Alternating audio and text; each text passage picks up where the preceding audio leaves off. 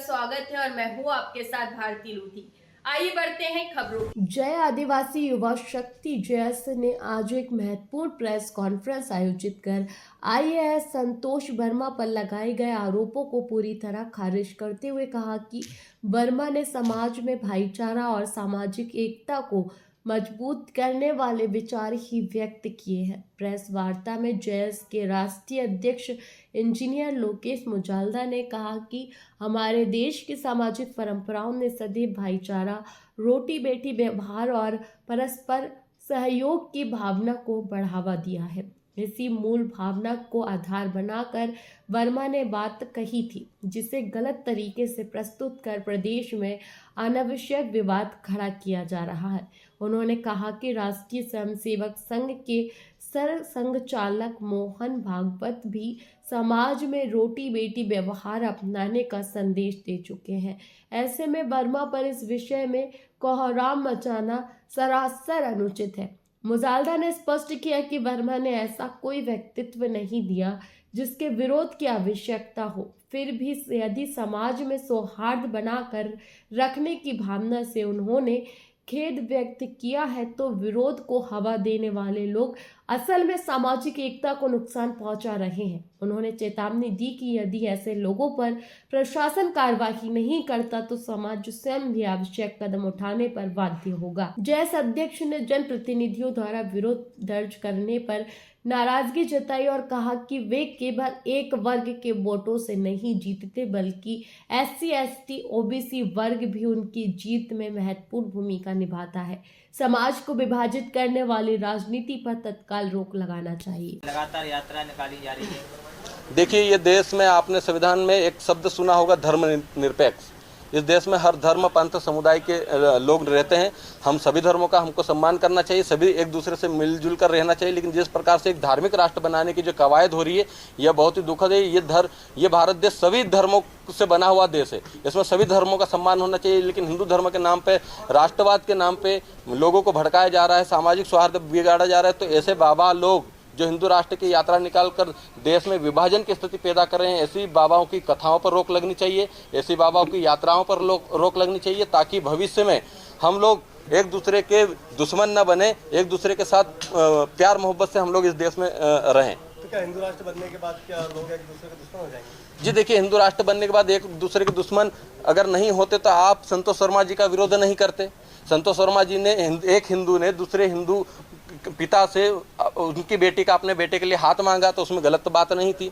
आपने उसी समय पर बता दिया कि हम हिंदू नहीं हैं, ये कह दिया कि आप दलित हैं, आप आदिवासी हैं, आप हिंदू नहीं हो सकते। हम ही लोग एक वर्ग विशेष है जो कह रहा है कि हम श्रेष्ठ हैं और हम ही हिंदू हैं। यानी कि वो हिंदू राष्ट्र बनाने की यात्रा नहीं कर रहे थे, वो हिंदू राष्ट्र बनाने की बात नहीं कर रहे थे, वो ब्राह्मण राष्ट्र, ब्राह्मणवाद को हावी करने की बात कर रहे थे। इस बात को देश और दुनिया समझ चुकी है। इसीलिए आप देखिए कि संतोष वर्मा जी के समर्थन में देश और दुनिया के और प्रदेश के बड़े बड़े बुद्धिजीवी लोग साथ में आ रहे हैं। यहाँ तक कि ब्राह्मण समुदाय के जो शिक्षित और लोग हैं, जो बुद्धिजीवी वर्ग है, वो भी संतोष वर्मा जी के बयान का समर्थन कर रहा है, कह रहा है कि हाँ, संतोष वर्मा जी ने जो बात की उसको आगे बढ़ाने की जरूरत है। देखिए, आप हम सब किसी परिवार से रिश्ता जोड़ने के लिए, बात को आगे बढ़ाने के लिए प्रस्ताव रखते हैं। संतोष वर्मा जी ने भी प्रस्ताव रखा। बेटी बिल्कुल, आप जो बोल रहे हैं कि दान, बेटी दान, कन्यादान की बात है, ये अच्छी बात है। उनकी शब्दावली के साफ साफ देखिए, मतलब ब्राह्मण मेरी बेटी को दान नहीं देगा, मेरे बेटे आप देखिए, उनका 7 सेकंड का अगर क्लिप सुनेंगे तो आपको गलत नजर आएगा, लेकिन उनका 27 मिनट का अगर आप पूरा वीडियो सुनेंगे तो सामाजिक समरसता पे, संविधान की मूल भावना पे आधारित था। उनकी भावनाओं में कोई भी गलत तथ्य नहीं था। लेकिन जो 7 सेकंड की अगर क्लिप काटी जा रही है तो 7 सेकंड में आपको वही दिखाया जाएगा जैसा पहले हुआ था। क्या हुआ था? आलू से सोना निकालो वाली बात की किसने, कही किसके ले गई? इसी संदर्भ में इसी बात को 7 सेकंड की क्लिप में काट के प्रसारित किया जा रहा है, जो दुखद है। ऐसा नहीं होना चाहिए था। हम लोग फिर कह रहे हैं, हम सामाजिक समरसता की बात करने वाले लोग हैं, समानता की बात करने वाले लोग हैं। संतोष वर्मा जी ने ऐसी कोई बात नहीं की। अगर प्रस्ताव रखा है बेटी देना नहीं देना, ये उस पिता का जिम्मेदारी है। जी, हम लोग न्यायालय भी जाएंगे, हम लोग उसके लिए भी तैयारी किए हुए हैं। लेकिन हम लोग देख रहे हैं कि कौन कौन लोग किस प्रकार से धर्म के नाम पर लोगों को लड़ा रहे हैं, लड़ाने की कोशिश कर रहे हैं। अगर आप बात करते हैं हिंदू राष्ट्र की, तो हम लोग भी अगर एक सिंधु राष्ट्र की यात्रा निकाल दे तो फिर यात्रा का समर्थन करेंगे क्या? बहुत बड़ी सिंधु नहीं कर पाएंगे, क्योंकि जहां सिंधु नदी के किनारे इस देश की उत्पत्ति हुई और इस भारत का निर्माण हुआ, जिस हम लुथल से लेकर राखीगढ़ी तक हड़प्पा सभ्यता की बात हम करते हैं, मोहनजोदड़ो की जब बात करते हैं, जब हम डीएनए की बात करेंगे तो इस देश के मूल निवासियों का यह देश निकलेगा। यह देश एसटी एससी ओबीसी समाज का देश, मूल निवासियों का देश निकलेगा। अगर हम लोग यह यात्रा चलाएंगे तो क्या पूरे देश के लोग समर्थन करेंगे? इसलिए हम लोग कहते हैं कि इस देश में हर धर्म पंथ समुदाय के लोग रहते हैं, सबको जीने का अधिकार है, सब लोग मिलजुल कर रहे, चाहे वो ब्राह्मण हो, चाहे वो राजपूत हो, चाहे दलित हो, ओबीसी हो, पिछड़ा हो, मुस्लिम समुदाय हो, सब मिलजुल कर रहे। इस देश में ऐसी साधना बनी हुई है कि हम लोग एक दूसरे के पूरक होते आए हैं, लेकिन आज लड़ाने की जो कोशिश हो रही है, बांटने की जो कोशिश हो रही है, देश को बांटा जा रहा है, यह नहीं होना चाहिए। आपका नाम बताइए। जी, मैं जय आदिवासी युवा शक्ति जयस का राष्ट्रीय अध्यक्ष एडवोकेट लोकस मुजालदा। आज की हमारी जो प्रेस वार्ता है, ये एसटी एससी ओबीसी के तमाम सामाजिक संगठनों की संयुक्त प्रेस वार्ता है। इस प्रेस वार्ता में हम लोग अजाक्स के प्रांताध्यक्ष IAS संतोष वर्मा जी द्वारा जो बयान दिया गया था, उस बयान का समर्थन करते हुए यह प्रेस वार्ता का आयोजन कर रहे हैं। और हम लोग ये कहना चाहते हैं कि IAS संतोष वर्मा जी ने जो बयान दिया, वो संविधान की मूल भावना सामाजिक समरसता पर आधारित था, समानता पर आधारित था। उसी उद्देश्य से उन्होंने जो बयान दिया था, लेकिन कुछ लोगों द्वारा उस बयान को तोड़ मरोड़ कर पेश करके जिस प्रकार से देश और प्रदेश का सौहार्द बिगाड़ने की कोशिश की गई है, यह निंदनीय है।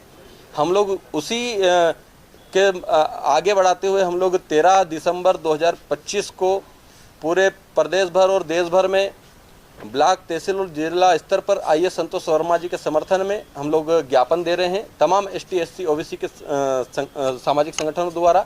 इसी के साथ भोपाल में 18 जनवरी 2026 को हम लोग एक संविधान बचाओ जन आक्रोश महाआंदोलन की तारीख का ऐलान करते हैं।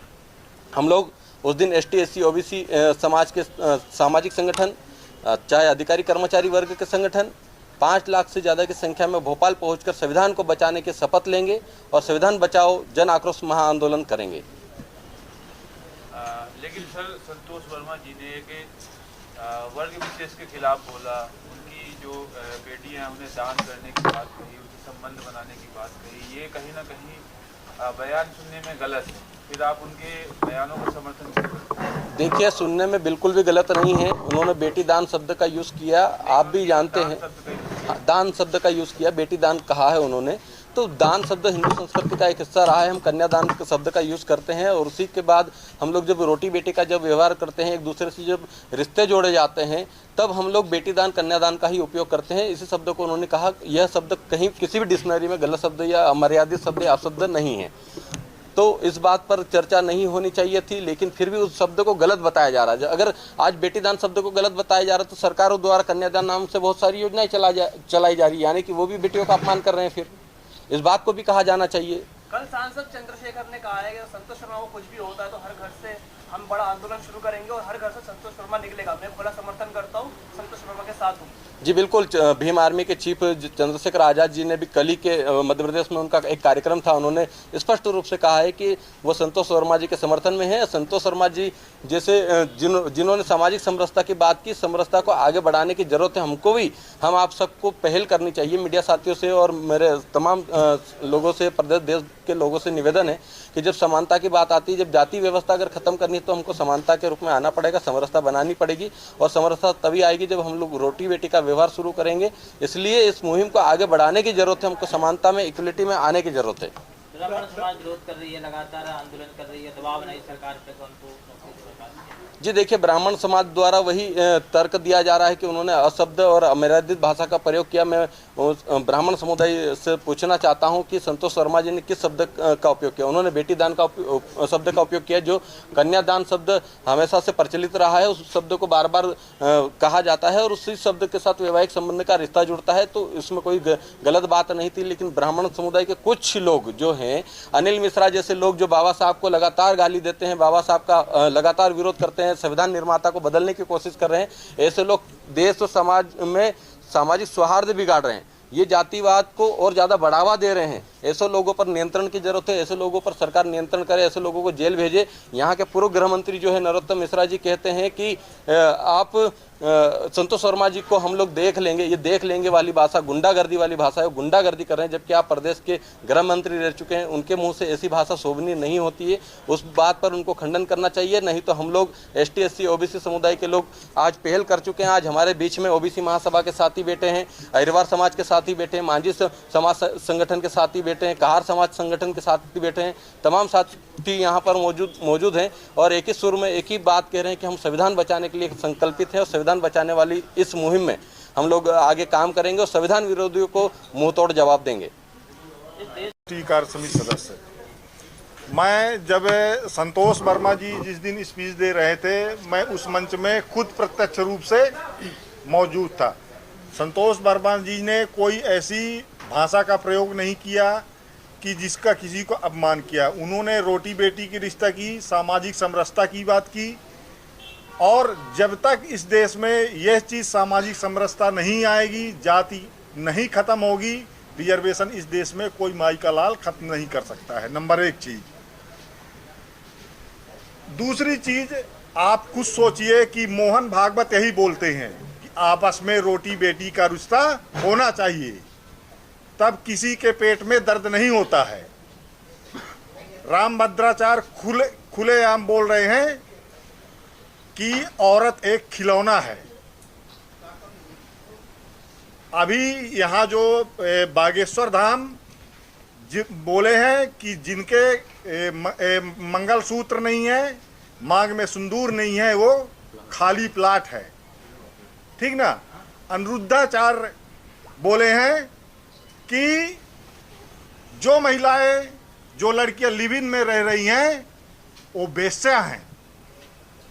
तो ये बताइए कि आज जो धर्म के ठेकेदार हैं, इनके खिलाफ क्यों मुकदमा दर्ज नहीं हो रहा है। आज थोड़ी सी बात वर्मा जी ने बोल दी तो इन मनुवादियों के पेट में दर्द उठने लगा है। तो ये एक जाति विशेष वर्ग की बात आती है, तब इनको दर्द होता है। जब एक वर्ग विशेष बोलता है तो वहीं लोग ताली बजाते हैं। तो दोहरा मापदंड नहीं चलेगा। जब तक इस देश में जाति रहेगी, आरक्षण तब तक जारी रहेगा। सार्वजनिक तौर पे किसी भी उच्च वर्ग के लोगों ने अभी तक नहीं कहा कि अब आरक्षण को खत्म करो, और हम जो बड़े वर्ग के लोग हैं जिन पे आप कहते हैं कि क्रिमिनल लगाना चाहिए, अब हम उनमें शादी संबंध स्थापित करेंगे। भाई संबंध ही बोला था ना उनने, और कन्यादान ही बोला था। लेकिन इस देश के अंदर क्योंकि तमाम प्रकार के हथकंडे, सारे सिस्टम उनके पास हैं। और मैं तो कहना चाहता हूं कि जो विधायक गए थे, सांसद गए थे ऊपर दिल्ली तक, उनको रामभद्राचार्य जिन्होंने बोला है वाइफ क्या होती है, खिलौना, उसके खिलाफ भी बोलना चाहिए। भाई आप पढ़े लिखे अच्छे वर्ग से आते हो, आपने ज्ञान दिया इस देश के लिए। तो बागेश्वर जब बोलता है हमारी बहन बेटियों को, क्या हमारी 7 साल की बेटी मांग भरेगी क्या हमारी 7, 8, 10 साल की बेटी क्या मंगलसूत्र पहनेगी क्या? कि उसको तुम जमीन की तरफ पे तोड़ रहे हो कि इसके प्लॉट खाली है ये? तो हमको ये समझना पड़ेगा। अगर आपकी महिलाओं के लिए सिर्फ नहीं बोला है समाज, उन्होंने तो सारी महिलाओं को अपमानित किया है। इसके बाद कोई मीडिया नहीं चलाती, इसके बाद कोई विरोध नहीं होता। लेकिन एक IAS अधिकारी ने खुल के बोल दिया कि भैया अगर आप चाहते हैं क्रिमिनल लगाओ मेरे ऊपर, तो फिर मेरे बेटे की शादी अभी तक उच्च वर्ग में क्यों नहीं हुई, या मेरी बेटी की शादी के लिए क्यों नहीं आया कोई? तो इस बात को इतना हुआ बना दिया गया इस देश के अंदर। तमाम कहीं पे SC के लोगों को मुंह पिला दिया जाता है। कोई ब्राह्मण समाज का व्यक्ति ने कोई ज्ञापन दिया है आज तक? एक ज्ञापन बता लो मुझे। हमारे 13% होल्ड को लटका के रखा है, और RSS के ब्राह्मण लोगों ने 99% लोगों ने याचिका लगाई है। क्यों हमारे ब्राह्मण समाज के लोग नहीं आते कि भैया आप क्यों जा रहे हो, मुख्यमंत्री को ज्ञापन दो आप कि भैया जितनी भी याचिका लगाई गई हैं इसको हटाओ, और क्योंकि हम हिंदुत्व चाहते हैं। तो ये जो झूठा वाला हिंदुत्व की राष्ट्र की बात कर रहे हैं, किस हिंदुत्व राष्ट्र की बात कर रहे हैं? आपने जैन से पूछा क्या? आपने इस देश के अंदर किसी से पूछा क्या? मुस्लिम से पूछा क्या? किसी अन्य धर्म का कोई प्रस्ताव है क्या इसके लिए कि सिर्फ हम ही प्रस्ताव पे साइन करेंगे? हम तब करेंगे जब इस देश के अंदर जातिवाद खत्म होगा। इस देश के अंदर अगर आप चाहते हो हिंदू राष्ट्र बने, हम समर्थन करते हैं, लेकिन उसके पहले आप जातिवाद समर्थन कर दो। जाति के नाम पे जो गुंडागिर्दी हो रही है, जाति के नाम पे जो प्रताड़ना हो रही है, उसको समर्थन कर दो। हम तैयार हैं, ये आरक्षण हम तुम्हारे ऊपर थूक देंगे, हमें कोई जरूरत नहीं उसकी। फिलहाल के लिए इस खास खबर में इतना ही। देश विदेश की तमाम बड़ी खबरों को जानने के लिए देखते रहें हेडलाइन 24 न्यूज। नमस्कार।